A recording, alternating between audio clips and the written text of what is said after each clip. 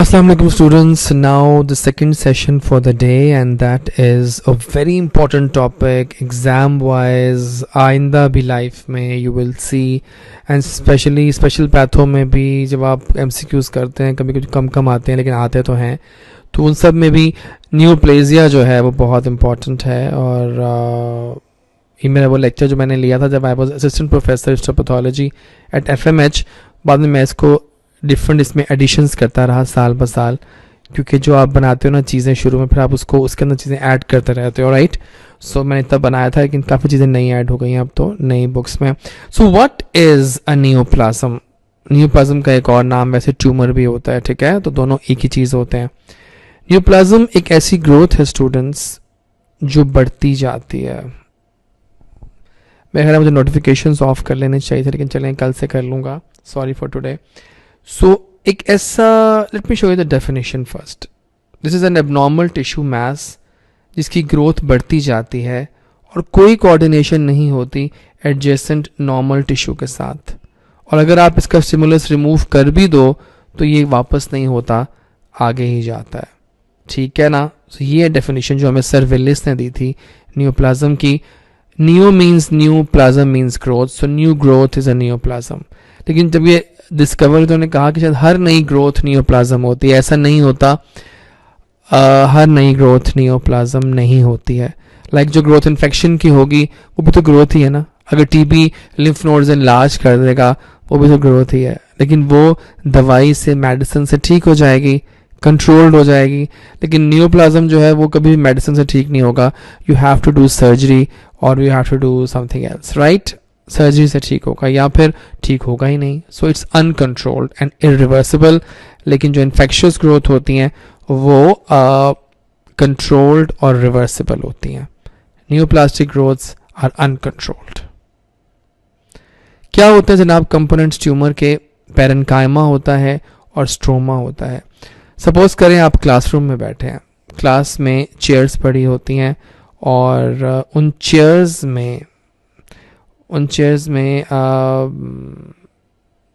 को हम कहेंगे जैसे वो सेल्स हैं आपके ऑर्गन के, और जो नीचे ज़मीन है वो स्ट्रोमा है। स्ट्रोमा सपोर्ट करता है उस टिश्यू को।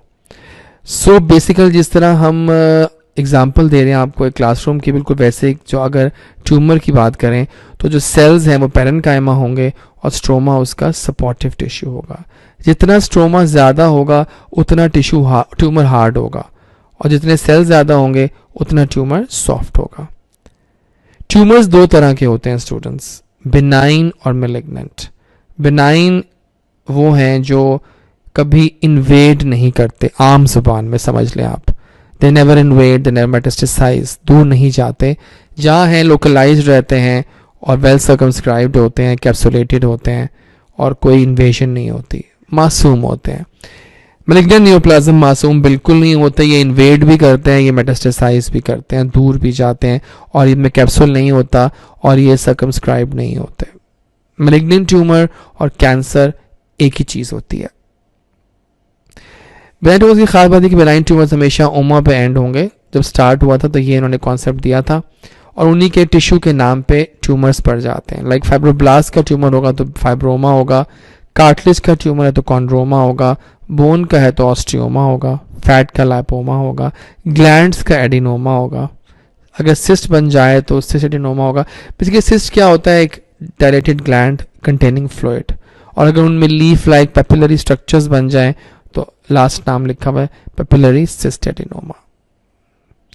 देखिए आप, ये एक बिनाइन ट्यूमर है, बड़ा इनकैप्सुलेटेड है, और मेनिंजियोमा है, ये ब्रेन का मोस्ट कॉमन बिनाइन ट्यूमर है। ये मेनिंजियोमा, ये मेनिंजोथेलियल सेल से अराइज करता है। फाइब्रॉइड्स देख रहे हैं आप, बहुत सारे पड़े हुए हैं, इंट्राम्यूरल, सबसेरोजल, सबम्यूकोसल, तो दीज ऑल आर फाइब्रॉइड्स। ये देख रहे हैं आप, फाइब्रॉइड्स है, ये बड़ा फाइब्रॉइड कटा हुआ है। Fibroids are the most common benign tumour of uterus. Fibroids क्यों कहते हैं? बिकॉज इनकी लुक बहुत फाइब्रस होती है, लेकिन जब आप काटते हो देखते हो माइक्रोस्कोप में तो ये मसल्स निकलते हैं, smooth muscle. That's why they are called leiomyoma on microscopy. And leiomyoma the most common benign tumours of the uterus. ये भी सर्कमस्क्राइब्ड होते हैं, कैप्सुलेटेड होते हैं।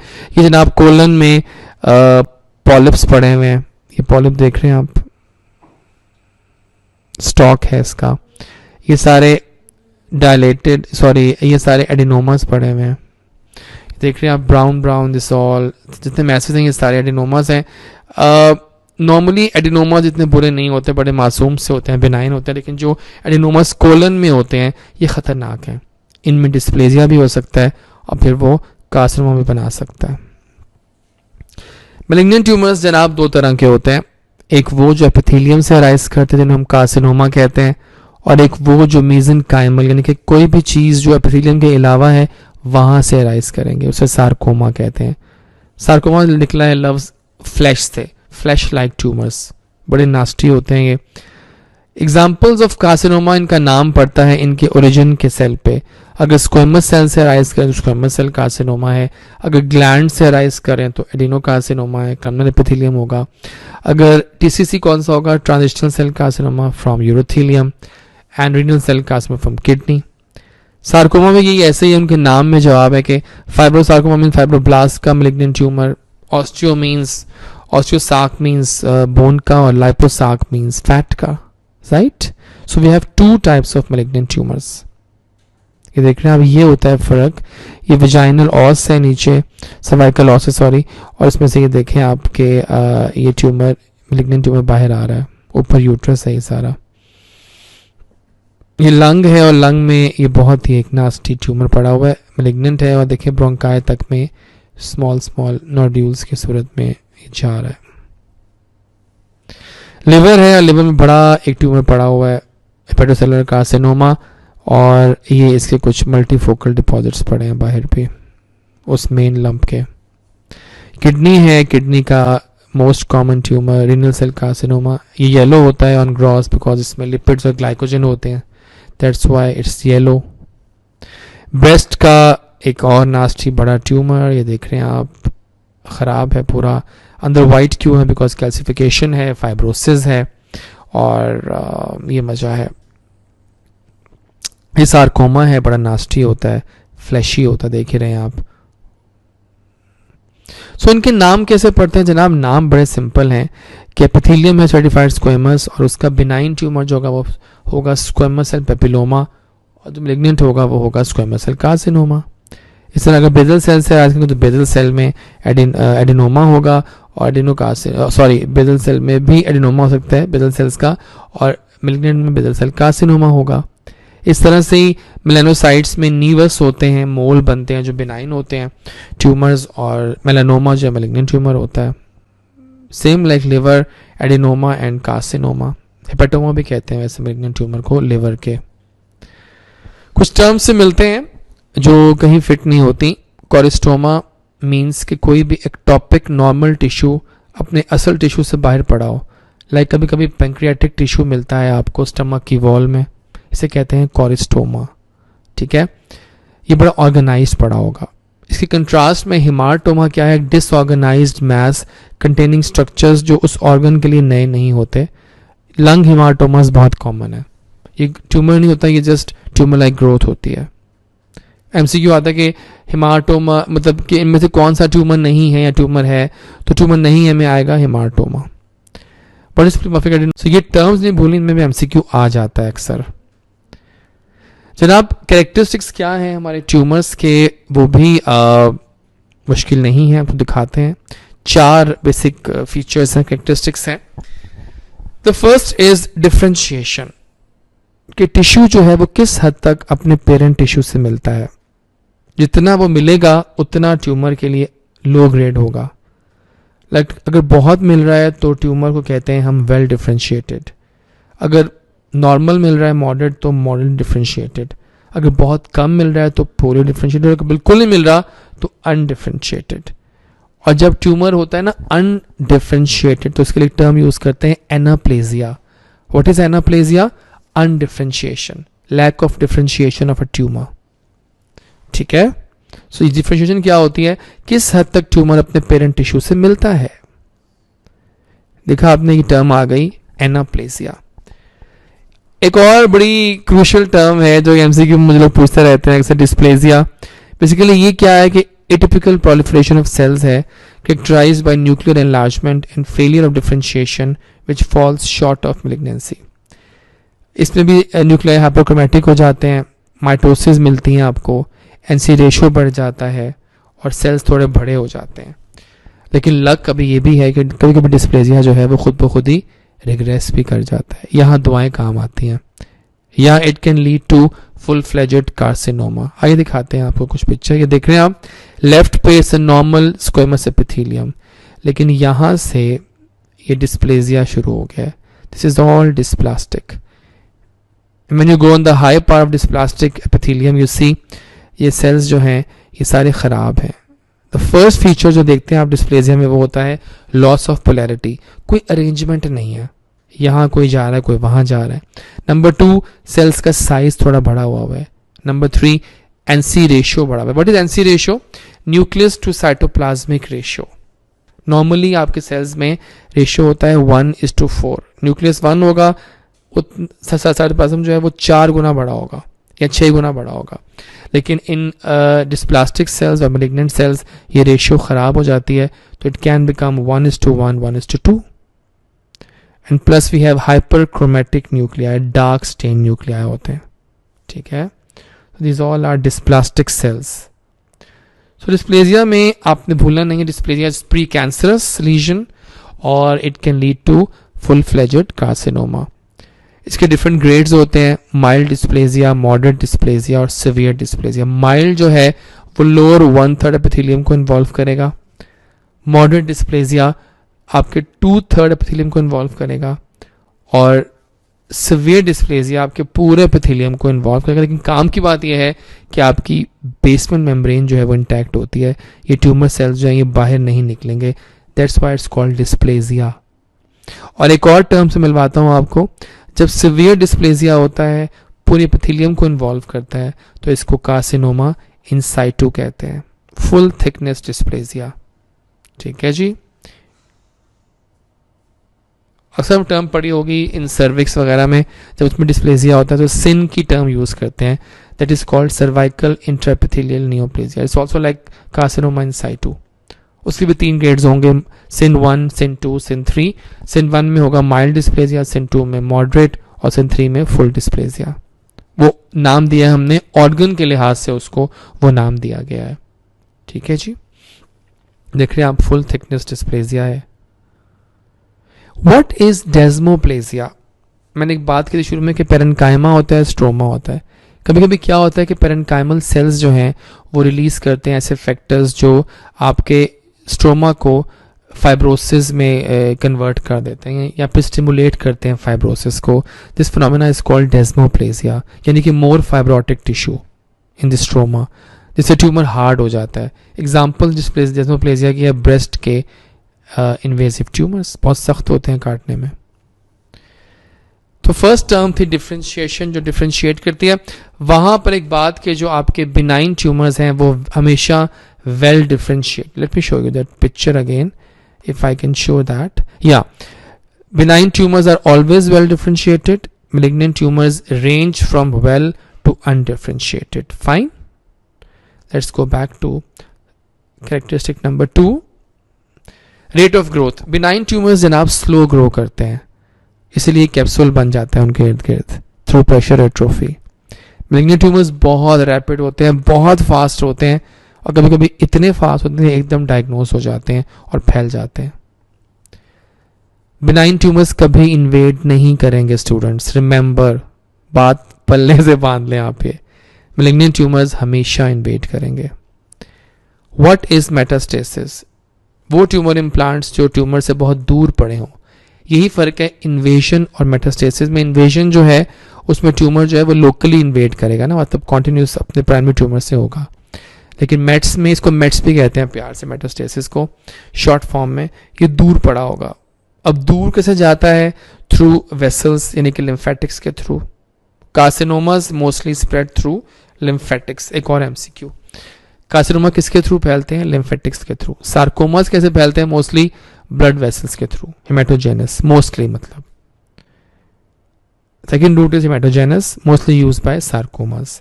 And third route is seeding of body cavities. ना lymph use किया ना blood vessels use की, डायरेक्ट इन्वेड कर लिया बॉडी कैविटीज़ को. मशहूर है इनके अंदर अपेंडिक्स के मैलिग्नेंट ट्यूमर्स या कार्सिनोमा ऑफ द ओवरी के मैलिग्नेंट ट्यूमर्स. छोड़ दें इसको, ज़रूरत नहीं है. मैंने बता दिया आपको. ये देखिए लिवर में मेटास्टेसिस है, मल्टीपल इम्प्लांट्स पड़े हैं वाइट कलर के लिवर के अंदर. This is an example of metastasis. ये है जनाब सीटिंग ऑफ बॉडी कैविटीज़. ये देख रहे हैं आप, छोटे छोटे नोड्यूल्स पड़े हैं, छोटे छोटे स्पॉट्स पड़े हैं वाइट कलर के. This is all malignant tumour in the peritoneum. अब फ्लूइड बन रहा है बिकॉज वो ऑल्टर कर रहा है मेम्ब्रेन के फंक्शन से. जनाब समझ में आ रही है आपको सब बातें मेरी? The next topic is in neoplasia is malignant cell. क्या फ़र्क है एक आम सेल में और एक मैलिग्नेंट सेल में? Let me show you. पहली बात वही है, जब ट्यूमर बनता है तो लॉस ऑफ पोलैरिटी होती है, कोई अरेंजमेंट नहीं होती, सेल्स दूर दूर भागते हैं. Second thing is pleomorphism. Cell की शेप और साइज बदल जाती है, ख़राब हो जाती है. नंबर 3, सेल का न्यूक्लियस साइटोप्लाज्म से बड़ा हो जाता है, रेशियो 1:1 हो जाता है. न्यूक्लियर क्रोमेटिन ख़राब हो जाती है, क्लम्प करती है, इरेगुलर हो जाती है, ओपन हो जाती है. एंड दैट्स वाई ज़्यादा डाई लेती है हेमाटोक्सिलिन, तो सेल्स डार्क, तो न्यूक्लियाई डार्क लगते हैं. That's why we use the term hyperchromatic nuclei, यानी कि हाइपर ज़्यादा, क्रोमेटिक स्टेन, डार्क न्यूक्लिया. इनके अंदर न्यूक्लियोलाई प्रोमिनेंट हो जाते हैं. आपकी न्यूक्लियाई की मेम्ब्रेन इरेगुलर हो जाती हैं. साइटोप्लाज्म मोर पिंक, eosinophilic और स्कैंटी होता है. और आपको you get abnormal mitosis because cells divide करना चाह रहे होते हैं. मल्टीपल शेप्स बनती है जनाब माइटोसिस की. लाइक कभी कभी तीन साइड के कोने बन जाएंगे, ट्राइपोलर माइटोसिस. कभी स्पाइडर की शेप बनेगी, स्पाइडर माइटोसिस, स्पाइडरी टाइप की. ठीक है, इससे ख़राब माइटोसिस होती हैं. और जो एनाप्लास्टिक ट्यूमर्स होते हैं, यानी कि बहुत ही ख़राब ट्यूमर्स होते हैं, पोलीडिफ अनडिफ टाइप के, उनमें ट्यूमर जाइंट सेल्स भी बन जाते हैं. Let me show you malignant cells. जनाब फोकस करें इन सेल्स पे. These all are an aggregate of malignant cells. Let's focus one cell and fit the features. Ratio बढ़ा हुआ है, NC रेशियो 1:1 है. साइटोप्लाज्म स्कैंटी है, हाइपरक्रोमेजिया है. फाइन ना. ये वाइट डॉट्स हैं, इसको भूल जाए, जस्ट आर्टिफैक्चुअल स्पेसिस है. Show you malignant cells. जनाब फोकस करें इन सेल्स पे. These all are an aggregate of malignant cells. Let's focus one cell and fit the features. Ratio बढ़ा हुआ है, NC रेशियो 1:1 है. साइटोप्लाज्म स्कैंटी है, हाइपरक्रोमेजिया है. फाइन ना. ये वाइट डॉट्स हैं, इसको भूल जाए, जस्ट आर्टिफैक्चुअल स्पेसिस है. बैकग्राउंड में आपके आरबीसीज पड़े हुए हैं. ये देखिए आप, स्क्वेमस सेल कार्सिनोमा है और उसके अंदर ये स्क्वेमॉइड सेल्स है, मैलिग्नेंट सेल्स पड़े हैं. ये 2 डॉट्स देख रहे हैं आप, ये वाले, दिस आर प्रोमिनेंट न्यूक्लियोलाई. ये देखिए माइटोसिस ये देखिए आप, माइटोसिस का स्पिंडल बना हुआ है, ये देखिए आप. और this are squamous cell carcinoma के मैलिग्नेंट सेल्स हैं. और स्क्वेमस सेल कार्सिनोमा में कुछ फीचर्स होते हैं कि इसमें एक तो एपोप्टोसिस भी होती है सेल्स में बहुत ज़्यादा, प्लस इनमें ये देखिए आप डेस्मोसोम नज़र आ रहे हैं 2 सेल्स के दरमियान में. ये देखिए आप, tight junctions. Fine. So this are features of squamous cell carcinoma. इनमें टाइट जंक्शंस, डेस्मोसोम्स भी होते हैं, एपोप्टोसिस भी होती है, और सेल्स जो है वो पेल होते हैं लेकिन डार्क न्यूक्लिया है. सब फीचर्स मैलिग्नेंट सेल्स के होते हैं. और ये फ्लैट सेल्स होते हैं. ये देखिए आप, मल्टीपल माइटोसिस हैं. ये है ट्राइपोलर माइटोसिस, 3 कोनों वाली. और ये है स्पाइडरी माइटोसिस, स्पाइडर लाइक. और कैटरपिलर माइटोसिस. ये देखिए आप, एनाप्लास्टिक ट्यूमर जाइंट सेल्स बन रहे हैं, मल्टीपल न्यूक्लिया हैं. ये क्या है जनाब? Any guesses? Anybody? This is carcinoma in situ या सीवियर डिस्प्लेसिया. पूरे एपिथेलियम खराब है लेकिन मेम्ब्रेन नीचे वाली अभी तक इंटैक्ट है और इन सेल्स बाहर नहीं गए. जिस लम्हा ये सेल्स बाहर आएंगे ये फुल फ्लेजेड कार्सिनोमा बन जाएगा. ये देखिए आप, स्क्वेमस सेल कार्सिनोमा है. और इसमें एक फीचर और ऐड कर लें जो बताए थे कि आपके जो स्क्वेमस सेल्स हैं वो स्टार्ट सिक्रीटिंग केराटिन. वो केराटिन जमा हो जाती है अंदर, बाहर निकल नहीं पाती, तो वो पर्ल्स फॉर्म में केराटिन पर्ल्स बनाती है, देख रहे हैं आप, keratin pearls typical of squamous cell carcinoma. These keratin pearls are important. ये देखिए आप असल लाइफ में कैसे होते हैं. ये हैं केराटिन पर्ल्स, बाहर पड़ी हैं स्क्वेमस सेल्स की शीट्स और ये बाहर पड़ी है inflammation. This is squamous cell carcinoma. Differentiation क्या होगी इसकी?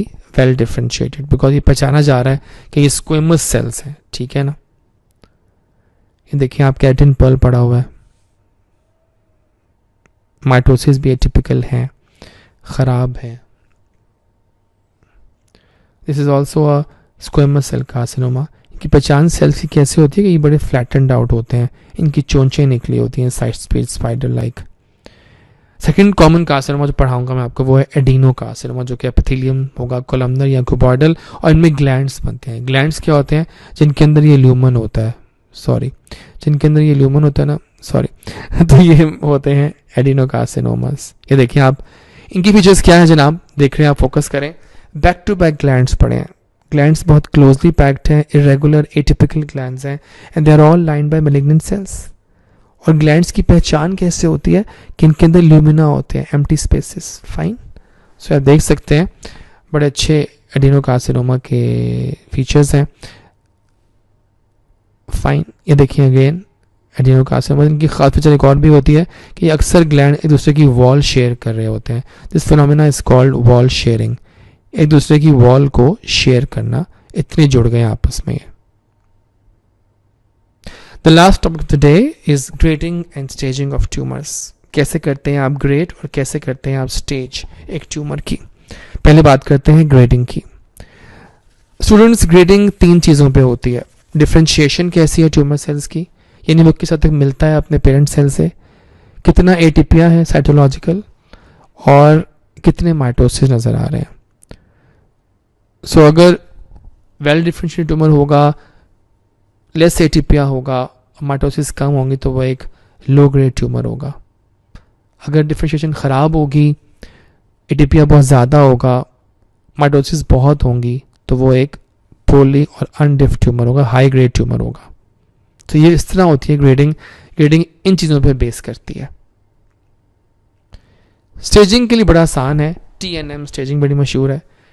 T stands for tumour size, N stands for lymph nodes, कि लिम्फ नोड में ट्यूमर गया है कि नहीं गया, और M स्टैंड्स फॉर मेटास्टेसिस, कि ट्यूमर ने मेट्स किया है कि नहीं.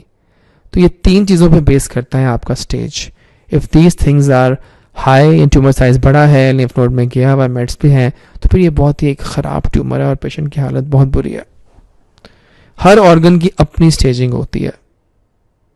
अमेरिकन जॉइंट कमेटी ने बनाई थी ये स्टेजिंग, TNM. ट्यूमर्स को T कहते हैं, N लिम्फ नोड है कि इन्वॉल्वमेंट है कि नहीं है, और M मेटास्टेसिस. इस तरह से होती है TNM स्टेजिंग, लेकिन हर ऑर्गन की अपनी होती है. ये जस्ट एक बेसिक दिखा रहा हूँ मैं आपको किस तरह की जाती है. T में अगर T1 इतना होगा, T2 ये, T3 ये, N0 का मतलब अगर लिम्फ नोड में नहीं गया हुआ, N1 में कि एक लिम्फ नोड में है, M0 में मेट्स नहीं है, M1 एक मेट्स का फोकस है. इस तरह से हम ना TNM को बनाते हैं स्टेजिंग को. And this is a last slide. I think आज के लिए इतना बहुत है. मैंने बहुत चीज़ें आपको बता दी हैं और आपने पता नहीं ना जाने कितने MCQs कर लिए होंगे. If you have any questions from me, please post on Telegram after the session. I will answer your questions. कोई MCQ मिलते हैं आपको जो आपको लगता है वरीसम है, मुझे कभी भी आप फ्रॉम एनी टॉपिक आप भेज सकते हैं टेलीग्राम पे. आई विल आंसर देयर, चाहे वो किसी भी टॉपिक से हों MCQs, ठीक है ना. ये रहा हमारा टॉपिक आज के, chronic inflammation, granulomas and basics of neoplasia with grading and staging. Fine. So thank you everyone. See you tomorrow. For your questions, please post right after the session on Telegram. I will be there for you. ठीक है. Take care. Have a good day. Have a good fast. Happy Ramadan. Allah Hafiz.